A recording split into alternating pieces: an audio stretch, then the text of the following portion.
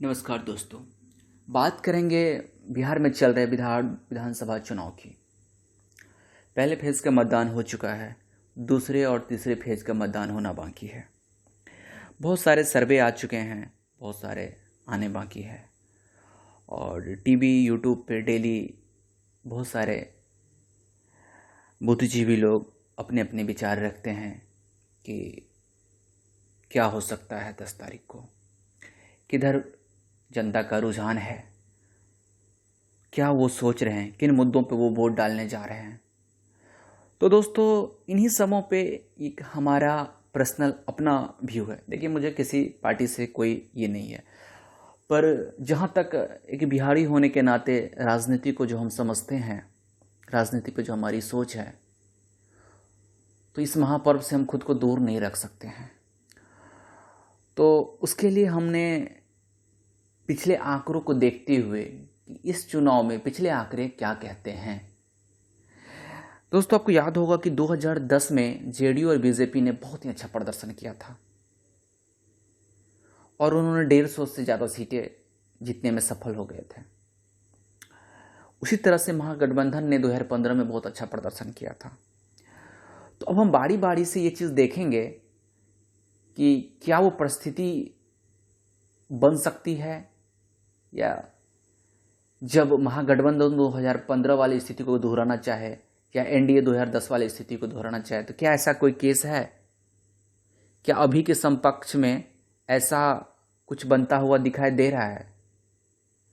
तो सबसे पहले बात करते हैं हम 2010 के चुनाव की। 2010 में जो दोस्तों गठबंधन कुछ इस तरह से था, जो अभी ऐसा है वो नहीं था। 2010 में आरजेडी और एलजेपी एक साथ लड़ी थी, कांग्रेस 243 सीटों पर अकेले लड़ी थी, जेडीयू और बीजेपी का अपना एक अलग एनडीए गठबंधन था और लेफ्ट अपना अलग लड़ी थी। ठीक है दोस्तों, तो सबसे पहले हम जानते हैं वोट शेयरिंग का।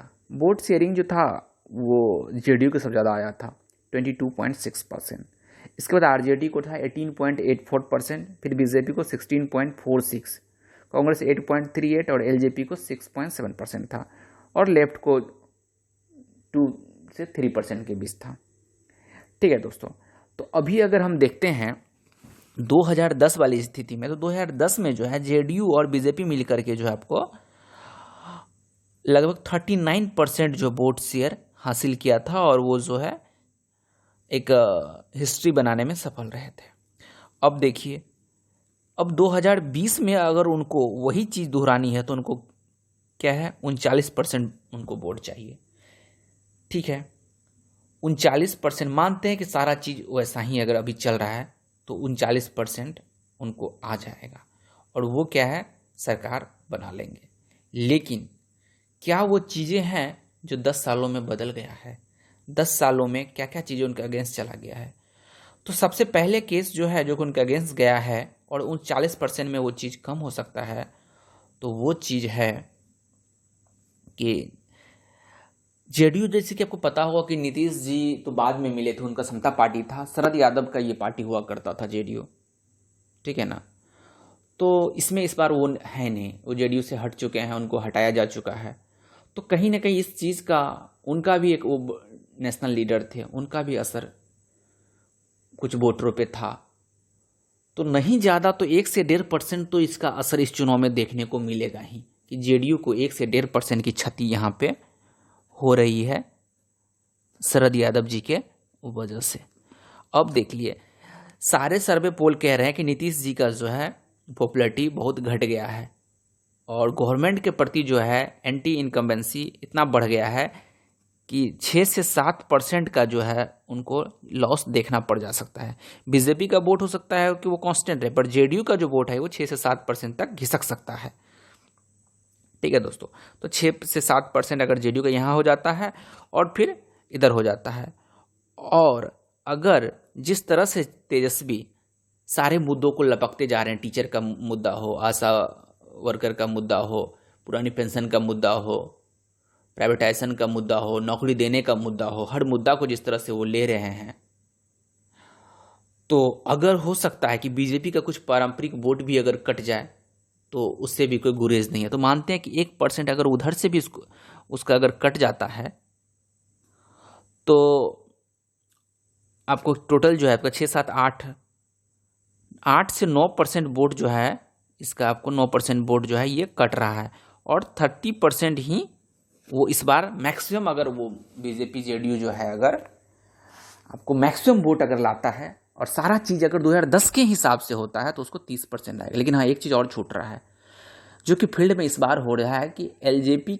एलजेपी जो है अपना कैंडिडेट वो जेडीयू के खिलाफ खड़ा कर दिया है। तो कहीं ना कहीं जो है त्रिशंकु बनने की भी संभावना है, और एलजेपी को बीजेपी का कहीं ना कहीं थोड़ा बहुत समर्थन है, और जेडीयू और बीजेपी में सब कुछ सही नहीं है। तो इसका भी जो खामियाजा है जेडीयू को ही भुगतना पड़ेगा। तो 1 से 2% जो आपको वहाँ भी मार्जिन, आपको अगर वोट शेयरिंग की तरफ से बात करें तो दिख सकता है। और ये जो है अगर देखा जाए तो 28 से 29% जो है आपको वोट शेयरिंग आपको एनडीए को मिलता हुआ दिख रहा है। इस कंडीशन में जो है वो पुराने केस को तो दोहरा नहीं पाएंगे किसी भी हाल में। ठीक है दोस्तों, अब ये देखना है कि बीजेपी का क्या वोट आता है और फिर एलजेपी को किस तरह से लोगों का रिस्पांस मिलता है। अगर एलजेपी को बीजेपी को लोग वोट कर देते हैं और बीजेपी को BJP plus JDU plus LJP भी कर देते हैं तो कहानी दिलचस्प हो सकती है, लेकिन उस केस पे अभी हम बात नहीं करने वाले हैं। ठीक है, अब हम बात करेंगे आरजेडी प्लस की, महागठबंधन जो है उसको अगर हम लोग बात करें तो देखिए 18.84 यानी कि 19% के आसपास तो उसका खुद का वोट है, अगर सब चीज़ पहले की तरह रहता है तो। ठीक है, कांग्रेस का आपको जो है 8.5% मिल जाता है, तो क्या हो गया 27, 27.5 हो गया। लेफ्ट का अगर उसको मिल जाता है मान लीजिए 3%, तो 30% हो गया। तो 30% वोट जो है उसको मिलने जा रहा है इधर से। अब देखिए एंटी इनकम्बेंसी जो नीतीश जी के खिलाफ है, सरकार के खिलाफ है, 6 से 7% अगर हम लोग मान रहे हैं, उसमें से 4 से 5% इसको मिल रहा है महागठबंधन को, क्योंकि मेन पार्टी जो है सेकेंड नंबर पे कहिए चाहे जो कहिए, मतलब प्रतिद्वंदी में सरकार के खिलाफ यही है। तो पब्लिक जो चुनेगी तो इन्हीं को पहले चुनेगी। ऐसे तो और भी बहुत सारे पार्टियां हैं, लेकिन सबसे ज़्यादा फायदा इसी को होगा। तो ये जो है इसका 35 से 36% इधर बढ़ गया। ठीक है, साथ ही तेजस्वी की जो है पॉपुलैरिटी अभी पिक पे है। जब से वो राजनीतिक कैरियर शुरू किए हैं 2010 से कहे, पहली सभा उन्होंने की थी, उसके बाद से अभी तक में उनका पॉपुलैरिटी पिक पे है। नौकरी का जो मुद्दा उन्होंने टच किया है उसमें उनको काफ़ी सफलता मिलता हुआ दिख रहा है। तो 1-2% जो हमने उधर नीतीश जी के हाथों से और काटा था, और शरद जी वाला जो मैटर था, ये भी जो है इनको अगर मिल जाता है, ठीक है ना, तो ये जो है आपको 37 से 38% तक जा सकता है, जो कि ध्यान दीजिएगा जो कि एनडीए का वोट प्रतिशत 2010 में था। यानी कि संभावना अब ये दिख रही है कि एनडीए नहीं महागठबंधन जो है एनडीए वाली हाल करने जा रही है। यानी एनडीए को जो सीट मिला था, जितने सीटें मिला था 2010 में, उतना सीटें जो है महागठबंधन को आ सकता है इस बार दोस्तों। तो ये चीज है। अब दूसरे समकक्ष से अगर हम बात करें, ठीक है ना, ये हम वोट शेयरिंग के हिसाब से देख लीजिए। अब दूसरा केस से अगर हम बात करते हैं तो आपको देखने को मिलेगा, जैसे कि हम विकिपीडिया पे अभी हम गए तो हम देखें कि 110 से 115 सीट ऐसा है जहां पे जो है जीत का मार्जिन 10,000 से 11,000 वोट तक, कुछ में तो भाई 29 मतों तक का है। ठीक है ना, तो वहां पे जो है आपको, और आपको एक बात बहुत अच्छे से देखना चाहिए था कि ये 2010 की बात हम कर रहे हैं, और 2010 में जो था आरजेडी के साथ कांग्रेस और लेफ्ट नहीं था, और इस बार एलजेपी ना होकर के आपको कांग्रेस और लेफ्ट है। यानी कि उसको अगर 6% वोट कम हो रहा है तो 12 से 13% बढ़ रहा है, यानी कि 6% का उसको फायदा ही है।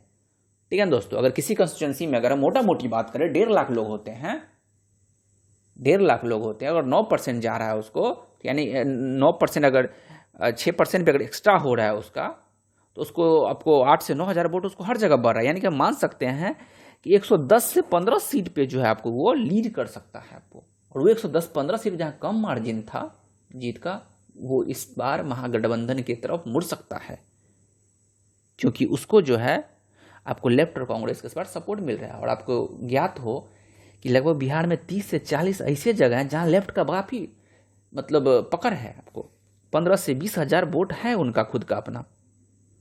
तो इस तरह से कह सकते हैं कि दोनों केस को मिला दे, एक तो वोट शेयरिंग वाला और एक इस तरह से अगर हम सोचते हैं कि किस पे कम मार्जिन था और अगर इसको दोबारा इधर से मतलब लेफ्ट और कांग्रेस का सपोर्ट मिल जाता है तो वो सीट मान रहे हैं हम कि अगर महागठबंधन को आ जाता है यानी आरजेडी की तरफ चला जाता है तो भी जो है आरजेडी जो है 110 से 130 सीट तक जो है उसको मिलता हुआ दिख रहा है। ठीक है, तो हम अभी बात किए 2010 की स्थिति पे, 2010 में जो चुनाव हुआ था उसके वोट शेयरिंग के हिसाब से। ठीक है ना, तो अब हम देख ले 2010 का स्थिति। ठीक है, यानी कि 2010 में जो एनडीए ने अपना मतलब हाईएस्ट पिक बनाया था वो इस बार वो बनाते हुए चुक रहे हैं और वहाँ पे जो है महागठबंधन इस बार पहुँचता हुआ दिख रहा है। अब हम दूसरे सिनेरियो की बात करते हैं। दूसरा सिनेरियो क्या 2015 की। 2015 में महागठबंधन ने भारी मतों से विजय हासिल किए थे। महागठबंधन में 3 पार्टियां थी, आरजेडी, जेडीयू और कांग्रेस, और उनके अगेंस्ट में थे आपको हम, आरएलएसपी, बीजेपी और एलजेपी। ठीक है दोस्तों, तो देखिए पिछले बार का जो वोट शेयरिंग था आपको 2020 का, उसमें आपको महागठबंधन के तरफ से जो थी आपको 18% आरजेडी को मिला था। ठीक है दोस्तों, जेडीयू को 17% मिला था। ठीक है, और कांग्रेस को 8% मिला था। यानी कि कहने का मतलब हो गया कि 45% जो है आपको वोट शेयरिंग महागठबंधन को मिला था, 45%। ठीक है, तो अब हमको ये देखना है, और 30% जो है आपको एनडीए को मिला, जिसमें कि 22% बीजेपी का था, एलजेपी का 4.5% था, आरएलएसपी का 2 और हम का 1% था। ये 30% के अराउंड वो जा रहा था। ठीक है, तो 15% का अंतर था दोनों में, और सीटों में तो 100 से ज़्यादा सीटों का अंतर था। ठीक है, तो अब अगर हम ये देख रहे हैं कि महागठबंधन जो है अगर पुरानी स्थिति को दोहराने में सफल होते हैं तो इस बार जो है 2015 के हिसाब से हम लोग बात करें, 10 के हिसाब से बात कर ली, अब हम 15 के हिसाब से कर रहे हैं। तो 15 के हिसाब से लेकिन एक चीज़ चेंज हो चुका है यहाँ पे महागठबंधन की तरफ से, कि महागठबंधन में जो है आपको जेडीयू निकल चुका है, जो कि 17% वोटों के साथ आए हुए थे। ठीक है, और उधर से क्या हुआ है आपको एलजेपी निकल चुका है। ठीक है, तो उधर जो है आपको 4.5% का उसका ये हो गया है। ठीक, और साथ में आरएलएसपी भी निकल गया है। ठीक है, तो उसको जो है बस उधर जो है उसको 23% जो उसको है आपको उधर बच जाता है उसको। एक तो उधर हम है, ठीक है, और बीजेपी का मानते कि वैसा ही अगर उसको 22% मिलता है और हम का एक मिलता है 23% मिलता है। ठीक है, और अभी हम बात पहले महागठबंधन की कर रहे हैं कि क्या वो 45% वोट ला पाते हैं, क्या वो पुरानी स्थिति को दोहरा पाते हैं। तो हम देखते हैं कि महागठबंधन में मानते हैं कि आरजेडी को जो 18% वोट आया था वो 18% ही रहता है, कांग्रेस को अगर 8% आया था वो 8% ही रहता है। ठीक है, और लेफ्ट को जो 4 से 5% आया था वो तो उसके साथ प्लस होगा, तो ये मिला करके हो जाता है 31%। ठीक है, तो 31% जो हो जाता है तो इससे तो वो बहुत पीछे रह जाते हैं, जो स्थिति उनको चाहिए 45% चाहिए। ठीक है दोस्तों, तो ये होता है आपको 31%। अब हम इधर देखते हैं, एनडीए को देखते हैं। तो एनडीए को देखिए 22% जो है आपको, ठीक है ना, 22% वोट मिला था उस बीजेपी को। ठीक है, जेडीयू का मान लेते हैं कि 17% उसको जो आया था वही आ जाता है। ठीक है, और वीआईपी का जो मान लेते हैं हम, जो मान लेते हैं कि 1% उसका वोट रहता है। ठीक है ना, तो 22 और 17 कितना हो गया, 39 और 1 40% जो है। तो इस केस में आपको क्या लग रहा है, ये 40% होने की स्थिति में क्या लग रहा है कि आपको एनडीए बढ़त बना चुका है। ठीक है, तो लेकिन अब देखिए 2 चीज़ है। पहला चीज़ जो कि 2010 वाली स्थिति में काम किया था इस बार भी काम करेगा, एंटी इनकम्बेंसी जो है आपको। ठीक है ना दोस्तों, वो हम मान के चल रहे हैं 6% मान के चल रहे हैं, और वो नीतीश जी में से जाएगा। ठीक है ना, बीजेपी का भी है, मान ली 50% जगह वो खड़ा है तो उसमें से कटेगा, यानी कि 6% इसमें से माइनस होगा, तो ये 34 पे आ जाएगा। और इसमें से हम फिर क्या मानते हैं, उसमें से 6 में से 4% जो है आपको महागठबंधन को मिलेगा। ठीक है, तो ये हो गया 35 हो गया आपको। ठीक है, और इसके बाद फिर शरद जी वाला मैटर अगर लीजिएगा, क्योंकि कहीं ना कहीं देखिए ये असर करने वाला है कि वो जेडीयू का असली सरजीत हैं और उनको हटा करके जो है इस तरह से वो आ गए, तो 1-2% उधर से जाएगा, यानी कि 36-37% जो है आपको महागठबंधन को मिल रहा है। और एलजेपी जो उसको हार्म करने वाला है, कि एलजेपी का जो खुद का अपना मतलब कैंडिडेट हर जगह खड़ा कर दिया है, ठीक है ना, वो भी जो है आपको कहीं ना कहीं जो है आपको असर डालेगा इस पर, ठीक है। तो उसका भी कुछ प्रतिशत जो है आपको जेडीयू को ही घाटा उठाना पड़ जाएगा, और उस जगह हो सकता है कि आपको महागठबंधन को फायदा मिल जाए इसका। तो और फिर नौकरी का जो मुद्दा है और इन सब बाकी मुद्दों से अगर युवा लोगों का अगर ज़्यादा इधर हो जाता है तो ये हो सकता है कि 40+ चला जाए, और इस केस में वो 40+ जाए, 40 से 41 रहेगा, और 45 नहीं अगर छूता है तो महागठबंधन का सीट जो है 140 से 45 इस केस में बनता हुआ दिख रहा है, अगर 15 वाली स्थिति को दोहराते हैं और अभी का वर्तमान सिनेरियो में जो हो गया है उस केस को भी देखते हैं तो। और 2010 के हिसाब से 110 से लेकर 130 जा रहा था, ठीक है दोस्तों। तो ये था हमारा एनालिसिस कि अगर सब चीज़ वैसा ही चलता है, अगर उसी ट्रेंड को हम लोग फॉलो करते हैं जैसा था, और जो थोड़ा बहुत चेंज हो गया है उसको भी अगर हम ऐड कर देते हैं, सारा फ्लेवर मिला करके, कि अब अगर हम देखते हैं कि किस तरह से ये होता है। और ये बात हमेशा ध्यान रखिएगा दोस्तों कि वो लेफ्ट वाला जो है, लेफ्ट का जो 4-5% ये जुड़ गया है, वो तो इसको महागठबंधन को बहुत फायदा पहुंचाने वाला है, क्योंकि वो वाला स्थिति तो अभी भी काम कर, जहाँ पे कम मार्जिन का था वहाँ पे निकलवा देगा इसको, ठीक है ना। और आपको मगध उगध साइड में उसको काफ़ी ज़्यादा फायदा होने वाला है इस चीज़ का आपको। तो किसी भी सूरत में, और नीतीश जी का पॉपुलैरिटी सबसे लोएस्ट अभी के टाइम पे चला गया है।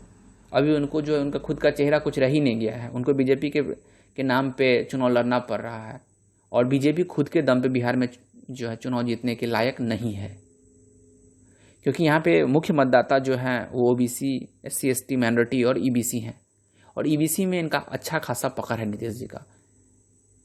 तो अगर इनको ये लगता है कि EBC को अगर ये लग जाएगा कि नीतीश जी सरकार नहीं बना सकते हैं और बीजेपी और LJP अगर बना लेंगे, तो हो सकता है कि वो वोट शिफ्ट हो जाए महागठबंधन को, क्योंकि वो लोग नहीं चाहेंगे कि बीजेपी की सरकार आए। कुछ लोग ऐसे भी हैं, उनको ऐसे बहुत लोग हैं, आपको मुस्लिम भी हैं, ऐसे बहुत से लोग हैं आपको जो ये चाहते हैं कि नीतीश जी रहते तो ठीक था, लेकिन बीजेपी अकेले नहीं आए। और जिस तरह से अभी का स्थिति बन गया है उस केस में नीतीश जी का आना असंभव लग रहा है। जिस तरह से चक्रव्यूह LJP बीजेपी ने उनके खिलाफ सेट कर दिया और महागठबंधन ने, तो उस केस में वोटर तो हर चीज़ देख रहा है, समझ रहा है, डेली वो यूट्यूब, TV, अखबार में पढ़ता है, तो हो सकता है कि उनको और भी वोटों का घाटा उठाना पड़ जाए, और इस केस में इसका सारा फायदा जो है महागठबंधन को मिलेगा। और जिस तरह से वो अपने मुद्दों को और भी उछालते जा रहे हैं, और जितने जोश खरोश के साथ वो अपनी बातों को रख रहे हैं, रोजगार के मुद्दों पे बात करते हैं, हर रैली में जिस तरह से भीड़ उमड़ रहे हैं, और एकदम डिगने को तैयार नहीं है इस बार वो, मतलब, और देश को एक नई दिशा जिस तरह से दिए हैं, रोजगार के मुद्दों पर चुनाव लड़ा जा रहा है। अब तो ऐसा स्थिति हो गया है कि तेजस्वी की बिछाई हुई पिच पे ही नीतीश जी और मोदी जी को भी बैटिंग करना पड़ रहा है, उनको भी वही बात बोलना पड़ रहा है, उसी पे अटैक करना पड़ जा रहा है।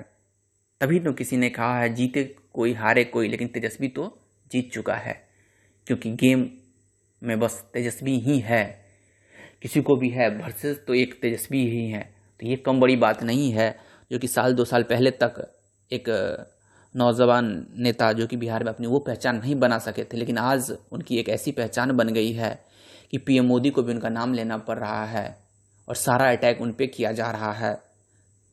और वो जो रोजगार का एक धुरी छोड़ दिए हैं, सब उसी के आसपास घूम रहे हैं, और बिहार का सारा चुनाव जो है तेजस्वी के आसपास, तेजस्वी के खिलाफ, तेजस्वी के मुद्दों के बल पे लड़ा जा रहा है।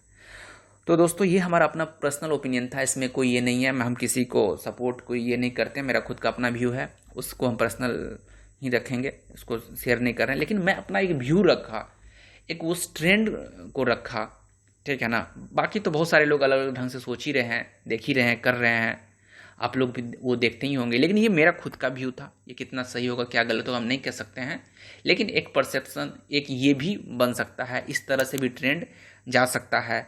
और इसमें आप देख ही लिए कि इस तरह से अगर चलता है अगर ट्रेंड 2010 को फॉलो करता है और साथ में करंट सिनेरियो मिलता है तो महागठबंधन को 110 से 130 सीटें मिलता हुआ दिख रहा है। अगर 15 के हिसाब से चलता है तो 130 से 140 सीटें तक मिलता हुआ दिख रहा है। नीतीश जी को सबसे ज़्यादा घाटा होने की संभावना दिख रही है। इंटर इनकम जो सरकार के खिलाफ जो लोगों का गुस्सा है वो भी नीतीश जी पे ही फूट रहा है। कोरोना में जो उन्होंने लोगों का हाल किया, लोगों का गुस्सा सब नीतीश जी पे ही निकल रहा है। और एक बात और बताना भूल गया दोस्तों कि 40 लाख लोग जो सरकार के रिकॉर्ड के हिसाब से बिहार आए थे, उसमें से माना जा रहा है 20 से 25 लाख अभी भी बिहार में ही है। और वो लोग माना जा रहा है काफ़ी दुखों के साथ बिहार आए थे, तो वो कभी भी जो है एनडीए को वोट नहीं करेंगे। तो इस केस में अभी चुनाव कराना भी इनका एक गलत नीति हो गया और वो 20-25 लाख वोटरों का उन्हें हानि हो सकता है। और ये 20-25 लाख ही जो है तेजस्वी को सभा में भीड़ बढ़ा रहे हैं, तेजस्वी को उत्साह बढ़ा रहे हैं। और ये 20-25 लाख वोटरों का एज उनको एक तरफा मिल गया है, क्योंकि ये आज तक थे नहीं बिहार में, जल्दी चुनाव में उपलब्ध होते नहीं थे, ये किनको वोट देते थे किनको पता नहीं होता था। लेकिन ये जो है 20 लाख लोग हैं, अपना जब वोट डालेंगे तो ये जरूर असर दिखाएंगे। और ये 18% से हो सकता है आरजेडी और 8% से कांग्रेस, 22 और 12 भी आपको देखने को मिल सकता है इन लोगों की वजह से। तो देखते रहिए, चुनाव में ज़्यादा वक्त है नहीं, 7 तारीख को अंतिम मतदान है, 10 तारीख को मतगणना है, सब चीज़ क्लियर हो जाएगा। और तब तक के लिए बनाए रखिए नज़र देश और दुनिया की तमाम खबरों के लिए। धन्यवाद।